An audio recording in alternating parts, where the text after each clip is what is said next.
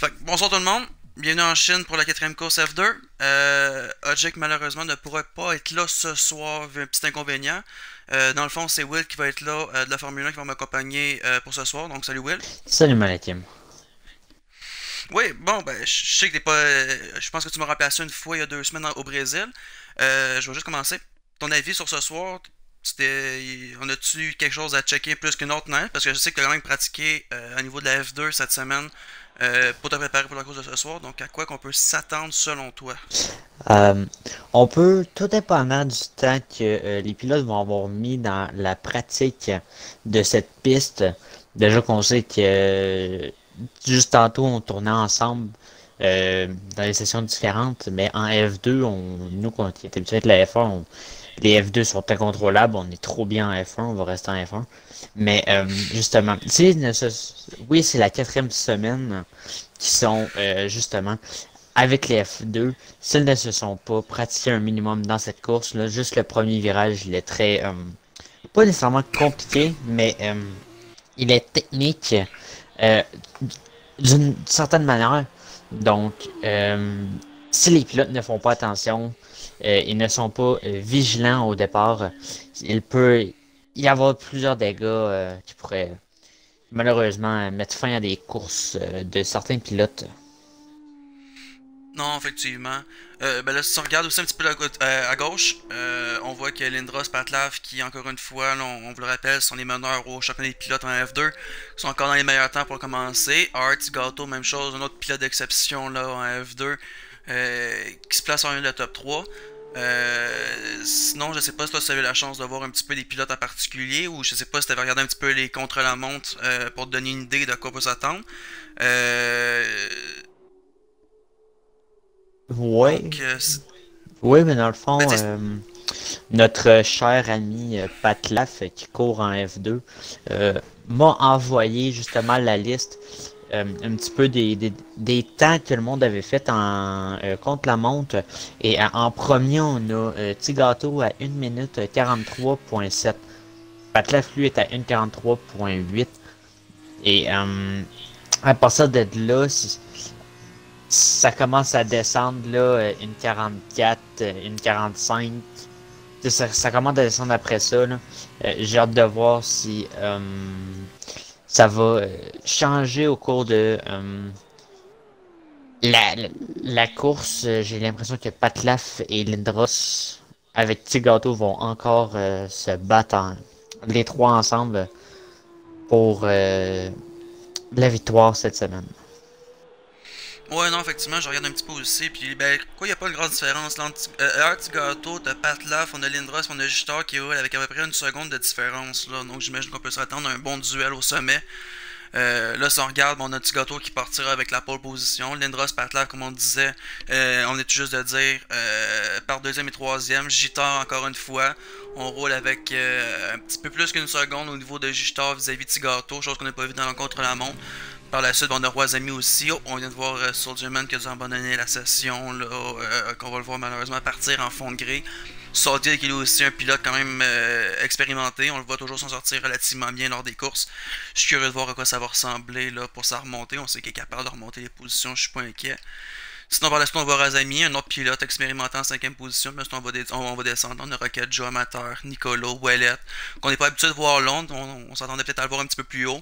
Antarouche, une dixième position. Gish, Big Buff, Teletubby Shot, qu'on vous rappelle, revient d'une suspension de 3 courses pour sa mise en échec douteuse sur tout ce qui manque, qui n'est plus avec nous malheureusement. Sinon, c'est Bam Bam GTI, un autre pilote qu'on voit arriver depuis peu. Une quatorzième position. Slim Paramédic, Roi qu'on connaît, 16e position, prend même une petite erreur qui s'est passée là, avec quand Mhm. même 6 secondes d'écart là, sur le premier. Matt et Soldierman qui close la grille de départ. Et ici, on voit une technique peut-être différente de Roi. C'est le seul qui était sur les pneus médiums. Donc, Oh, je ne sais pas ce qu'il a en tête, notre Roi, mais ben, ça pourrait être un avantage s'il use bien de stratégie ou un désavantage. comment ça sur le médium, c'est une technique qu'on va voir aussi en F1 avec Eric Legros qui fait ça de façon assez, ben, il fait ça pratiquement tout le temps là. C'est pas une mauvaise stratégie. Partir en fond de grille comme ça lui permet de pouvoir rester un petit peu plus longtemps sur la piste pendant que leur monde font leurs arrêts plus rapidement. Puis par la suite, ben, il revient avec des pneus rouges qui vont être flambés pour les derniers tours. C'est une stratégie qui peut être payante si jamais il réussit bien à s'en sortir. Mais là, on va le voir, là, la course qui commence à l'instant. Voilà. Donc, je vais me mettre un petit peu en arrière. Ouais, moi, je vais rester en avant. Pour peut-être un petit peu voir ce qui peut se passer. Oh. Je pense qu'on a déjà une sortie de piste. Oh, d'où ça? Moi, je l'ai manqué, malheureusement. Oh, je pense. Ouais, non, effectivement, j'en vois un qui perd des positions, là. Je pense que c'est Bam Bam qui l'a échappé. On en a un complètement Patlaf.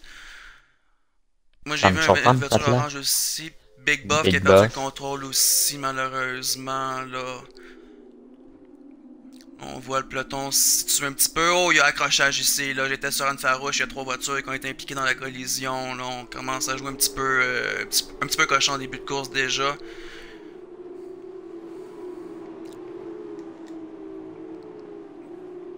Ah, je sais pas où c'est que t'es en ce moment. Là, on voit Wallet. Oh, une autre sortie de piste. Malheureusement, Slim Paramédic. Là, ça a cogné fort. Malheureusement, complètement dans le fossé. Perdu son aileron, s'en sort pas si pire, sa course n'est pas finie, mais elle vient de perdre des précieuses secondes. Là. Ouais, bien. Moi, j'étais un petit peu dans le même. J'étais plus vers Tigato, mais Tigato qui a 1.5 secondes sur les autres. 1.6 sur Lindros. Donc, Tigato, on va les laisser tranquilles. Mais moi, ce que je suis surpris, c'est que tout le monde est en pneu médium. À part Tigato qui est en pneu soft. Je me demande qu'est-ce qui. Je me demande c'est quoi le but. J'essaie de voir là. Non, effectivement, Tigato, le seul sur le rouge, donc finalement, c'est vraiment. Soldierman qui vient de rentrer dans peut-être 4 voitures. D'après moi, a manqué son point de freinage. Moi, lui va se faire. Mettons que les oiseaux vont se faire aller à la fin de la course, d'après moi. D'après moi, il va se le faire dire et il y aura peut-être même une petite visite avec Kojic. Le Chorois Ami qui en ce moment là très collé à Amateur Medusa. Je me suis mis en TV Pod, là, on va pouvoir voir le petit combat qu'il va y avoir. Wazami, comme je parlais, est un pilote expérimenté, probablement qui risque de repasser Medusa, là, ce sera pas super long. Oh. Si je regarde, c'est vraiment un des combats les plus intéressants. Je sais qu'il y a Etienne Gish, puis non, il y a des changements de position là en bas, je sais pas si t'as remarqué, mais ça a changé énormément. Là. Oui, je viens de voir là, d'après moi, Wallet, d'après moi, qui vient de sortir Teletubbies. Oh, ouais, Wallet vient complètement de manquer son. Oh, Wallet complètement fini, là. Vient de manquer complètement son virage. Qui vient d'abandonner la session, là. J'y vais en direct, malheureusement, là.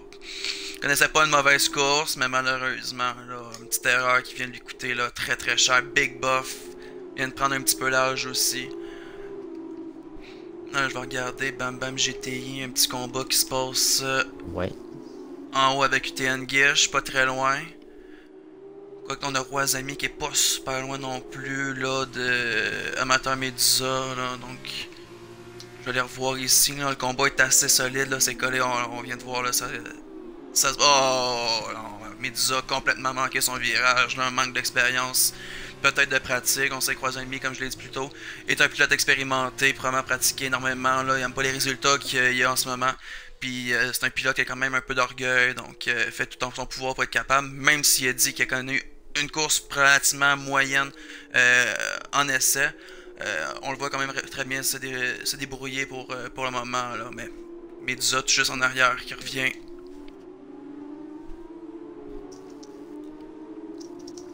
Sinon je regarde, bon ben petit gâteau, un 3.5 secondes sur Lindros. On va aller voir Roi. Petit combat qu'on voit là en avant avec Bam Bam Pigish, pas très très loin. Roi qui a quand même remonté en 12e position. Bah oui, Bam Bam qui suit de très très près Gish. D'après moi, si le DRS n'est pas déjà activé, dès qu'il va l'être, Bam Bam va pouvoir en profiter. Troisième tour, je crois que le DRS va être activé sur le prochain, si je me trompe pas. Donc on devrait voir des positions bouger un petit peu plus, là, parce qu'on voit que la grille est encore très serrée. Oui, à certains endroits. Euh... Non, Oh, ouais, il va y avoir des dépassements qui vont se donner à partir du prochain tour, c'est sûr et certain, là. Mais pour le moment, là, je pense que le DRS n'est pas encore activé. Voilà, ouais. je vais me mettre en TV pod, il commence à voir assez intéressant, là. On colle, là, il y a... Oh, Bam Bam prend large, je vois qu'il vient de passer. Oh, Ouf! Une manœuvre roi. un petit peu dangereuse, Bam Bam. Oui, on voyait Bam Bam beaucoup plus rapide que Gwish, mais n'était pas nécessairement certain ou sûr de lui d'y aller. On voyait Gish qui n'avait pas nécessairement la meilleure trajectoire, qui n'était pas le plus pas naturel, mais qui n'est pas le plus. Et Oh, oh, Bam Bam a manqué de frein. Complètement sorti de la piste. Pas de ouais. dégâts de ce que j'ai cru voir. Non, Mais, il a ramassé. Non, vas-y. Ouais, oui, non, non. Bam Bam qui a juste coupé tout droit, n'a touché personne. Donc, dans, dans ce coin-là, tout est beau. La bataille, on a échangé Bam Bam pour Roi avec Gish. J'ai hâte de voir Gish qui vient de faire une sortie de route et Roi qui en profite.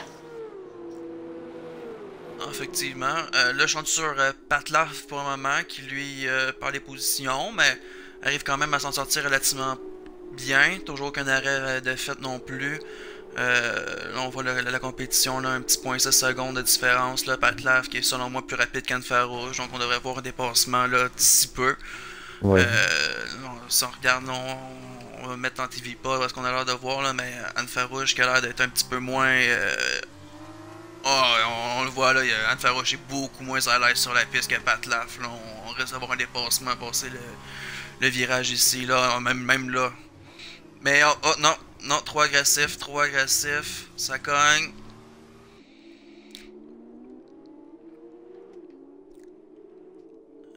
Moi, Lindros. j'ai Lindros qui est rendu à 0,3 secondes de Tigato. Ouais, non, je viens de voir. Ouais. C'est Je viens de tomber dessus, là, on voit l'espace est très très court. Ça risque d'être une bonne bataille si l'écart se prolonge pas. Ça va avoir les stratégies aussi, mais ça risque d'être une bataille qu'on va voir là, une bonne partie de la course.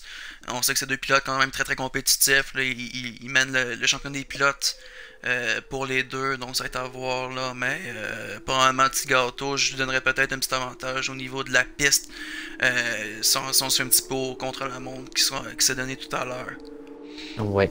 Ouais, ouais. Mais aussi ça va être de voir aussi justement là, puisque les deux sont très près l'un de l'autre. C'est aucun des deux fait d'erreur.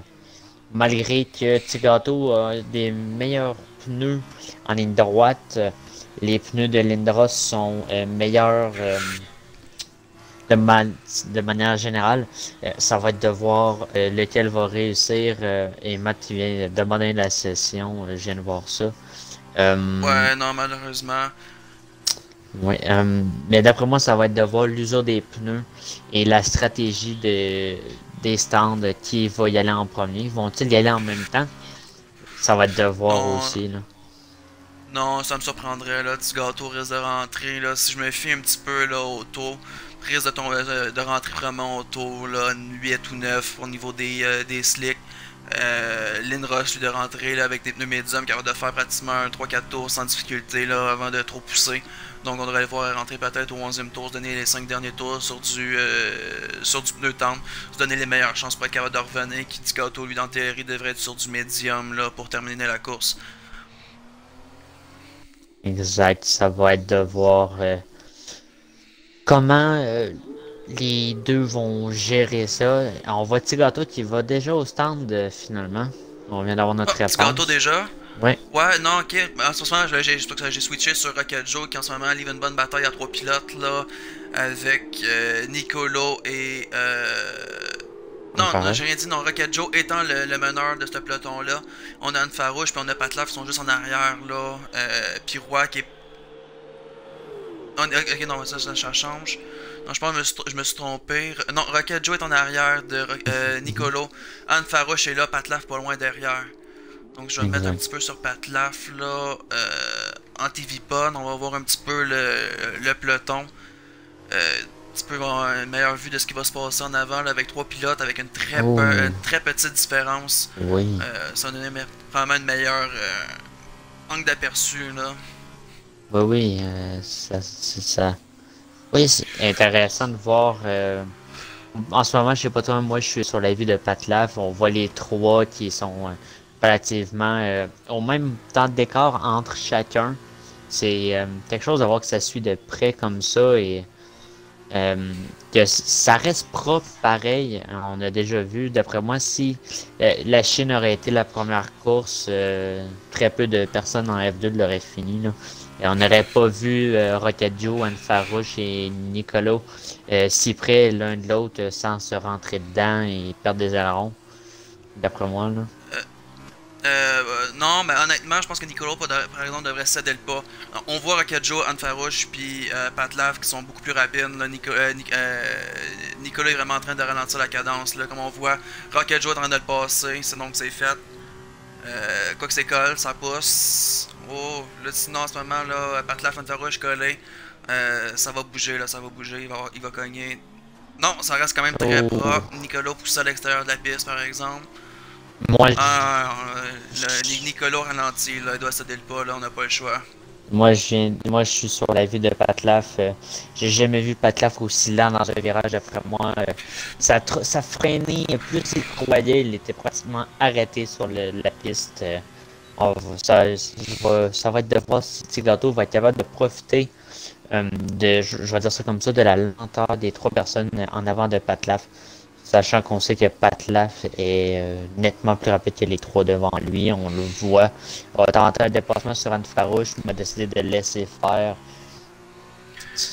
Ben, j'ai connu ça un petit peu la semaine passée, là, j'avais Chef McDermott, j'avais The Kid, j'en avais un autre aussi, là, commencé à se patouiller un petit peu, j'ai gardé mes distances. Quand j'ai vu l'occasion, j'en ai profité, puis j'ai traversé. Pat Laff était là, donc j'ai l'impression que c'est un petit peu ça qu'il fait, donc il attend un petit peu l'occasion pour pouvoir les passer. Il se tient loin de la circulation, veut quand même, tient quand même à sa course. Tu préfères rester en huitième un petit peu, attendre ton occasion, que tu simplement là, tenter une approche, puis complètement manquer ta course. On sait que c'est des points importants. Pat Laff qui se bat pour le championnat des pilotes. Donc non, j'ai l'impression que c'est vraiment ça qui se passe actuellement. Mais je peux me tromper là, mais là, Nicolo commence vraiment à avoir de la difficulté. Rocket Joe qui, même chose là, beaucoup moins à l'aise qu'Anne sur ses virages. Donc je pense que c'est Rocket Joe qui va devoir céder. Pat Laff en ce moment fait le dépassement là, donc c'est chose faite. Anne Farouche est passé, puis Rocket Joe est vraiment le prochain là, d'ici 2-3 virages. Exactement. Oh, je vois Big Buff en arrière. Je sais pas si ça va y avoir un petit tour là-bas. Là, Bien sûr. il y a 1.4 secondes de différence sur Teletubby Shot, donc ça doit jouer, Oh, ça va être Big Boss serré. vient de l'échapper. On va le laisser faire. Il n'aura pas de combat. Big Buff l'a échappé malheureusement. Big Buff vient Ok. d'abandonner la Oh, et session. D'après moi, a décidé de quitter par lui-même. ça c'est pas impossible là. Bon, Pat Laff, même chose. Oh là ça cogne, ça cogne. Ça cogne là. Rocket Joe a voulu protéger sa position. Aurait jamais dû. Pat Laff a passé.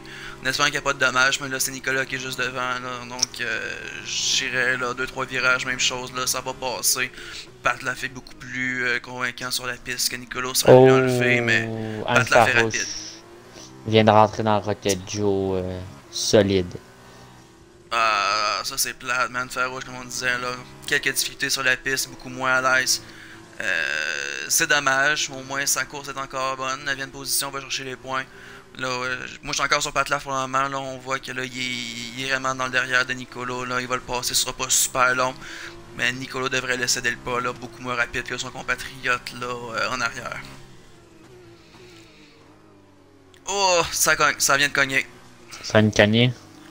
Ça Avec vient de qui? cogner. Nicolas Patlav, je suis encore là. Virage là, non, ça passe ici. Ça passe ici. Nicole. DRS embarqué. Nicolo ne cède DRS va pas. embarquer. Non, Nicolas décède pas, mais là, Patlav passe. C'est le DRS qui vient d'embarquer. Là, on va le voir Ok, passer. ouais. Nicolas qui zigzague un peu. Là, manque d'expérience complètement. Bon, là, c'est fait. Là, je suis un petit peu. Ah, on tente l'intérieur pour Nicolo. Belle reprise. C'est très clean, on n'a rien à dire. Donc, belle manœuvre de Nicolo. Euh, Patlav doit se non, dire Patla. Non, qu'il a de l'adversité devant lui. non, Patlaf est un. Il y a de l'expérience là, donc vraiment qu'il doit lui avoir se lever son chapeau. C'est très clean, il n'y a rien à dire contre la manœuvre qui s'est passée. Là, une belle bataille qu'on voit là ici. Oh, là, ça cogne encore. Ça cogne encore. Nicolas, il fait un petit peu trop. Trop tôt, là. Ça vient de. C'est un petit peu dangereux. On voit qu'il y a Oh, Patlav. Gish. On voit qu'il y a Gish qui Patlav. rentre au. Vas-y, vas-y. Ah non, ben le Gish en ce moment, là, qui vient d'arrêter au stand. Là, on voit Slim Paramédic, Bam Bam, Roi. Teletubby Shot, même chose pour les arrêts. On commence à voir les arrêts au puits, là, sur les médiums. 9e tour, un petit peu plus tard que ce que je pensais. Ça va être à voir un petit peu. Sinon, sinon je crois que c'était. Oh là, ça passe. Non. C'est très serré. Je vais aller checker. Non, détail. Euh, 2. D'après moi, là, Patlaf, on voit qu'il a plus d'expérience que Nicolo, qu'il est plus rapide aussi. Mais j'ai l'impression que Patlaf juge peut-être un petit peu mal la conduite de Nicolo. Puis si on voit le nombre de fois où il a rentré dans Nicolo, on vient de voir un dépassement qu'il a tenté de faire, mais n'a pas choisi la meilleure courbe pour justement décider de dépasser. Non, ben j'ai honnêtement pour avoir essayé la piste là en F2 là, le virage se prend beaucoup moins bien que oh là là, Patlaf tente. Ça va être de voir Nicole, comment Nicolo oh, va passer. Nicolas, meilleure trajectoire, on a profité, Patlaf trop agressif. Petit gâteau qui commence à arriver derrière. Oh, Nicolo Oh, qui Scott, s'en va. un arrêt au stand là, ça s'est tardé. J'ai l'impression que Patlaf va y aller sur la prochaine. D'après moi aussi là, ça. Ah, je sais pas. Lindros n'a toujours pas été au stand. Non, on va retourner voir Roi un petit peu là, qu'on va remonter tranquillement le peloton. Juste 5 secondes de différence sur Soldier. Comme j'ai Roi là, qui est quand même un pilote qui veut. On n'est pas habitué de le voir non plus en 11e position. Là. On sait qu'il a donné un peu plus. Moins chanceux dans ses dernières courses, mais en théorie, il a réussi quand même à s'en sortir relativement bien. On sait aussi que c'est vraiment un excellent commentateur. C'est bien lui qui commande nos courses F1. Que vous allez avoir la chance de revoir là, après-demain avec justement notre ami Patlaf. Solide job de la part de ces deux pilotes-là qui font très très bien. Là, je vais voir Gish pas très loin en arrière de Roi justement. Là, une petite bataille en dedans de la seconde.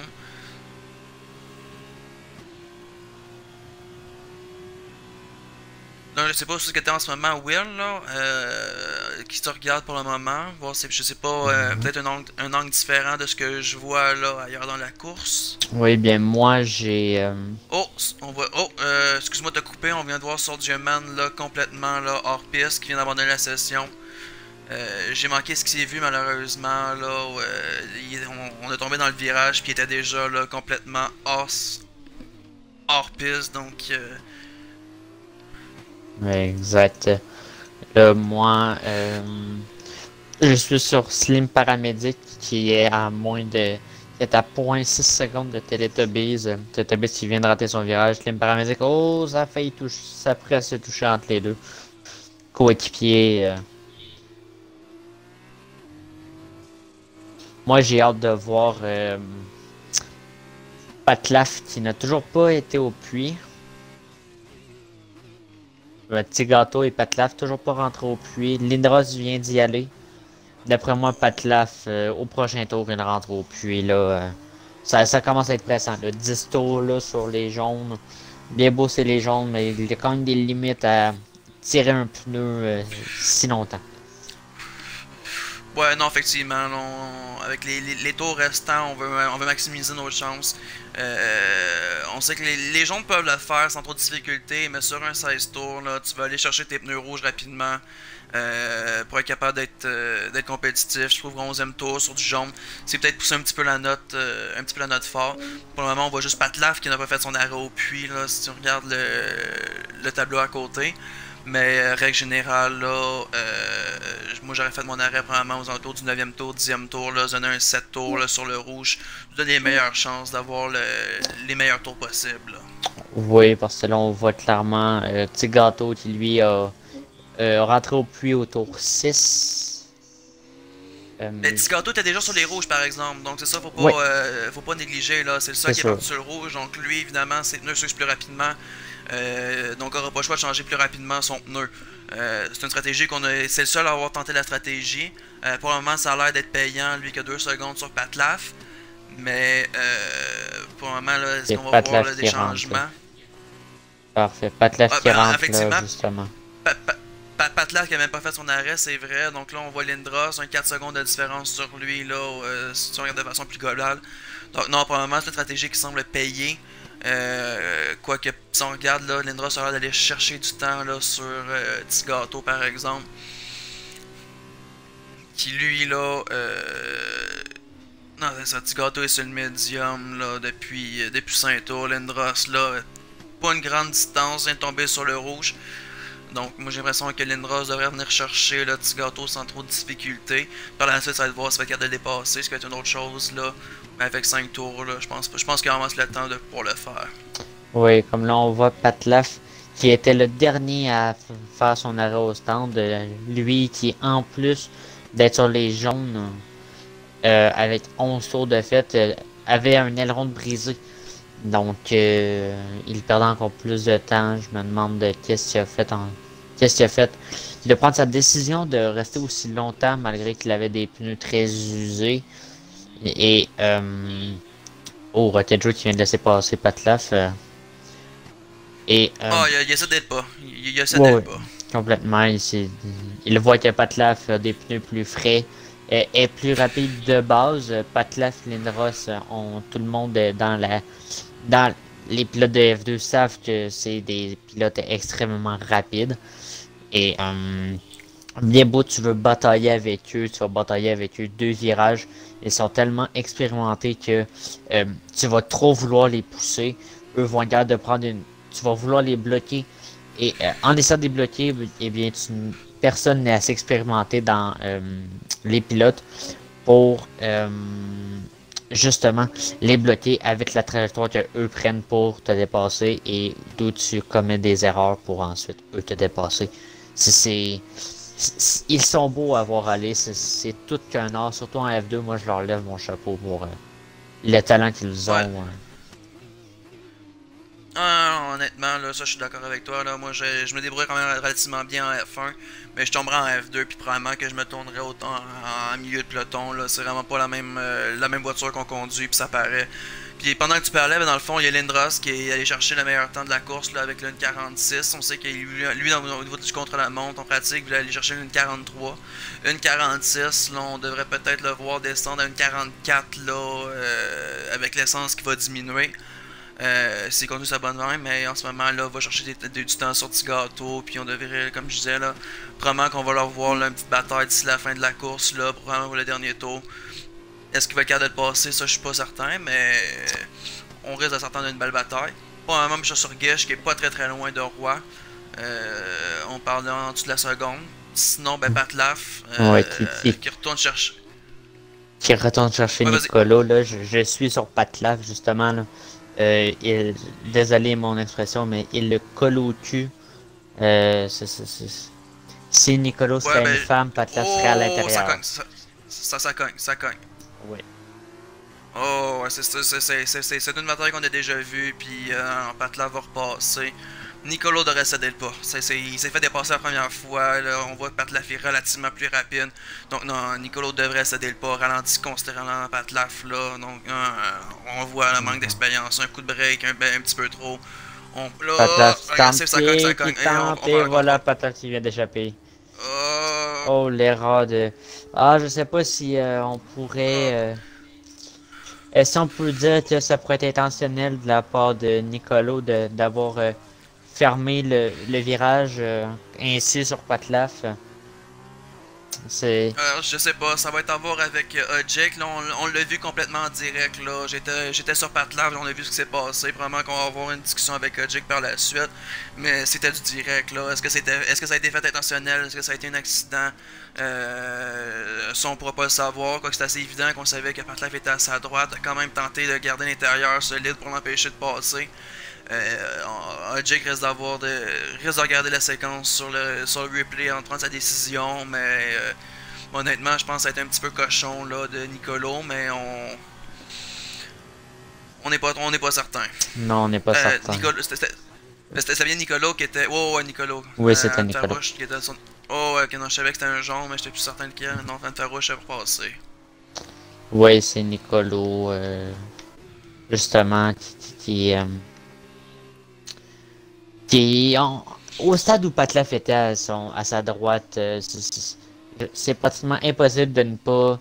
De un, on va avoir on sait pour ceux qui jouent à F1, il va avoir les petites flèches rouges.